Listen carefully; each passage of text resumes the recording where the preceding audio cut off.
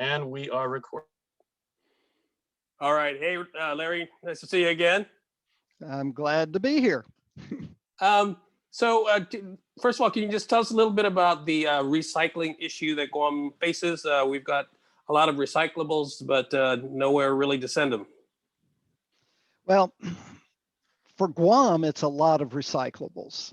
Compared to placing it in the market, we don't have the quantities that most people want.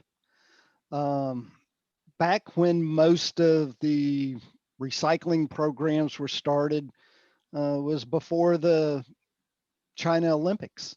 And they were demanding every kind of resource they could get, from tin to aluminum to paper to plastics. And they were taking in all of the world's recycling, basically. And that's what most of the corridors for recycling ended up with. Then after they didn't need it, they slowly started eliminating what they were accepting for recyclables. And pretty much they're not accepting anything right now. You got to think about it, that they're the largest manufacturer of plastics in the world, and yet they accept none for recycling. So if you're making the most plastic in the world but not accepting any for recycling, what does that do to the recycling markets? It basically floods the smaller entities that are trying to do it, and they can't handle the volume. On top of that, COVID has put a dramatic impact on the supply chain, the transportation industry. Part of being able to recycle properly is, like I said to begin with, getting enough to recycle. You may have to have 15, 20 shipping containers full of material in order to get somebody who even wants you to ship it to them. And right now, shipping containers are scarce. I know my wife, she works for Siemens Gamesa and builds wind turbine farms in the US. And she's been trying for 2 months to get necessary materials out of China, but can't find shipping containers for them. Yeah. And that's difficult when you need to stock up, store up a supply of recyclables till you've got enough to make it worthwhile to recycle. So we've been getting a double whammy on a lot of things. China quit accepting plastics. Malaysia and Vietnam were then picking up some of the slack, but most of those were mom and pop type operations that went in, cleared a spot in the middle of the jungle, and basically used raw chemicals straight on the ground to render the plastics to a usable form. And the government started shutting most of those down. So that eliminated a lot of the market for recycled plastic. Hopefully something will open up. Right now, Dave Lohr is on island, and he's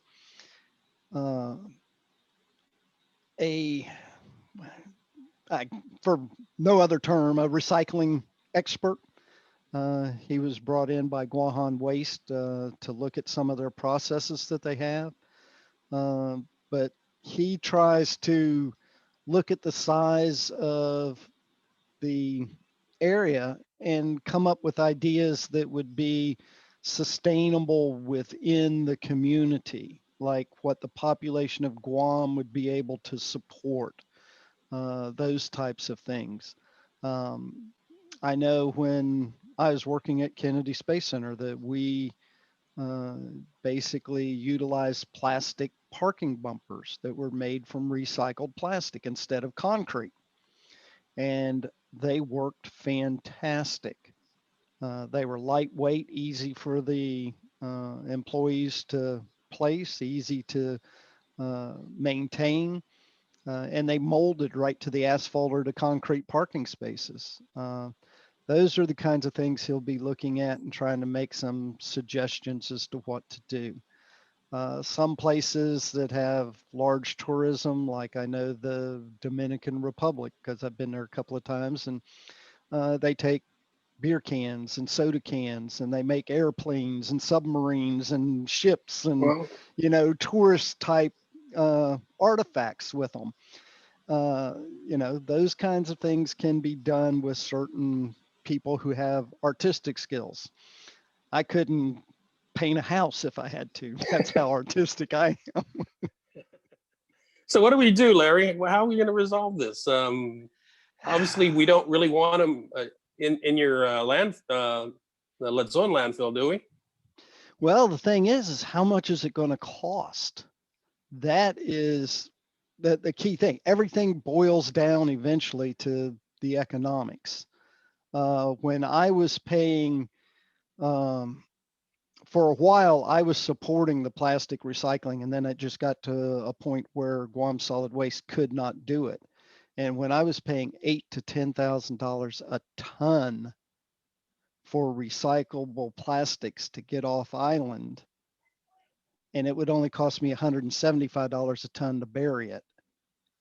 It doesn't take long that's a losing proposition. That's just money flying out the window. And when COVID hit, we lost over 25% of our revenue from commercial waste, which is our lifeblood. And we did not have the money to try to do that. It is not Guam Solid Waste function to create recycling opportunities. Our responsibility is collect it and give it to somebody to sort it and market it.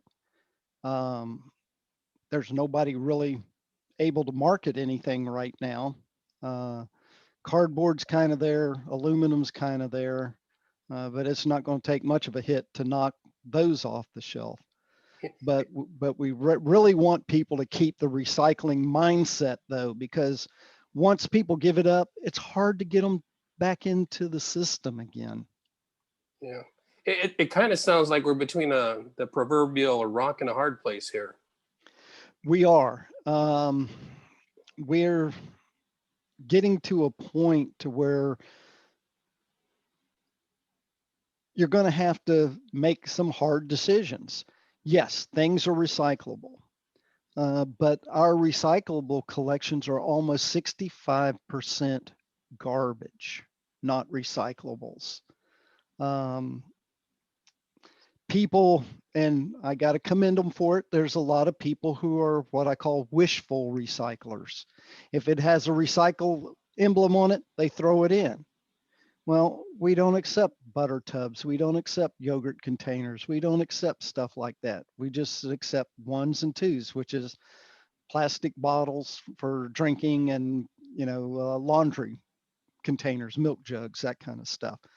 But they put every other plastic that's there into it. They even put garden hoses in, which creates a hardship for the contractor that does the sorting, because we have no automated sorting on Guam.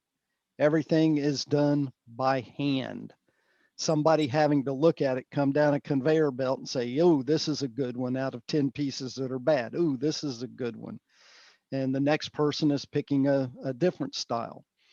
And after COVID hit, that really took a beating, because in order to get the 6-foot spacing on the picking line, they had to eliminate half of the head count on the picking line and run it at a much slower pace. So it's, everything is working against us right now, where, 10 years ago, everything was working in the favor of recycling, but right now everything is basically going against us. And you look at plastics, if petroleum is below $60 a barrel, it's cheaper to make it out of raw materials than it is to recycle it. Yeah. And that's where you start running into, okay, the manufacturers don't even want it back because they can make it cheaper out of raw petroleum than they can to render the plastic into a usable form and then reuse it again. So, what do we do? I guess is the question. We keep trudging along. Guam is it's difficult because being a U.S. territory, we've got to have U.S. flag ships to ship stuff, which makes it more expensive. Well, that's fine for commercial goods, but recycled materials are actually a waste product. It's something that people are throwing away. It really has no monetary value. So if you go up 2% on the cost of shipping it, that's a tremendous hit. If you have to use US flagged ships, then you're talking jumping up 10, 15% compared to other entities in the region. It makes it difficult to be able to market. I've been slapped on the hand many times for saying this, but waste to energy would be Guam's biggest solution. That was going to be my next question. Incinerator. Not just an incinerator. We want to generate energy because right now we are generating all of Guam's energy except for the solar fields out there, pretty much from petroleum, diesel fuel. And at the price of diesel fuel on Guam, it would be advantageous for waste to energy, where you're looking at plastic bottles have quite a BTU value because they're a petroleum product and they would produce that. And with the scrubbers and everything that they have nowadays, there's very little emissions off of the plants. Florida has more waste to energy plants than any state in the United States. And unfortunately here, a lot of those are in jeopardy of closing because almost all of the electrical utilities are switching to natural gas. And natural gas is so cheap, they can generate electricity far cheaper than burning garbage can, if you can believe that. But in the pipeline, gas was almost a negative per cubic yard for industrial users, which means they were almost being paid to take it. And when you get down to the cost per BTU for natural gas, it's a constant, easy thing. It's going to create an issue in Florida for the waste to energy plants that we have here. Yeah. So clearly there is no simple solution to this. It isn't. It is when people start thinking, it's a commingled world, because when you look at recycling, you may have 6 or 7 different places you have to ship your recycling to. Your scrap metal, your tin cans, they go one place.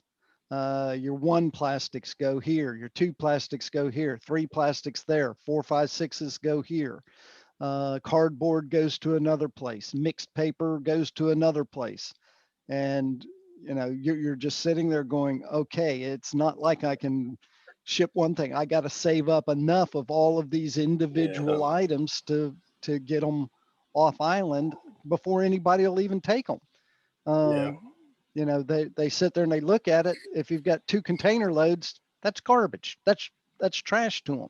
You got 40 container loads, they might consider, that you're a small fry, but you're getting closer to where we need to be to recycle. Yeah, we just don't have the scale on Guam. Absolutely. Well, all right. You think about it. I was in Orange County. I worked for Orange County Solid Waste too, which is part of Orlando. You got Mickey Mouse and Universal Studios and SeaWorld and millions of visitors every year. And it's a large municipality. And they had to shut down their recycling facility.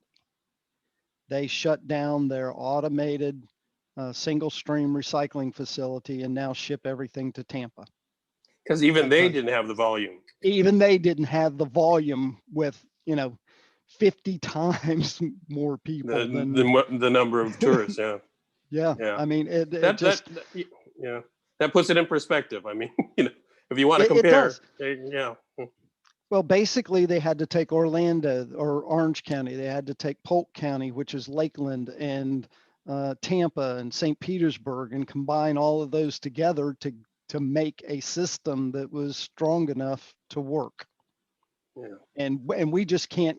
There's no way we could get that volume, and the cost to try to get that volume from surrounding islands would put us so far in debt we just couldn't. You It could wouldn't never be, make it work. it absolutely wouldn't be worth it. I got you. All right, Larry. Thank you for your time. Appreciate it. No problem.